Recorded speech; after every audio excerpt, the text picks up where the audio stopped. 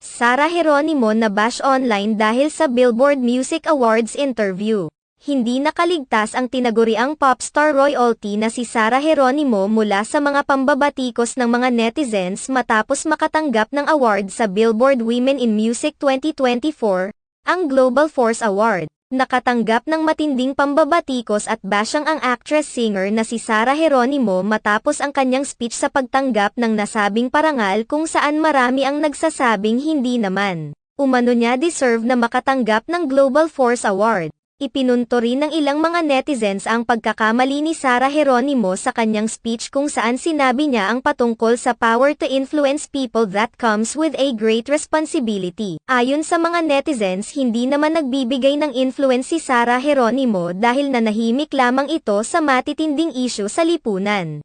Binalikan rin ng mga netizens ang pananahimik ni Sarah Geronimo noong nagdaang election kung saan karamihan sa mga celebrities gumawa ng stand at nagbibigay influence sa mga Pilipino sa kung sino ang nararapat na iboto. May mga nagsasabi pa na noong hindi nabigyan ng panibagong prangkisa ang ABS-CBN ay hindi man lamang umano nagbigay ng pahayag si Sarah Geronimo at pinabayaan lamang ang iba pang mga artista na magtanggol sa network. Hindi naman ito sinang-ayunan ng mga fans ni Sarah Geronimo na naniniwalang well-deserved ni Sarah Geronimo ang nasabing award.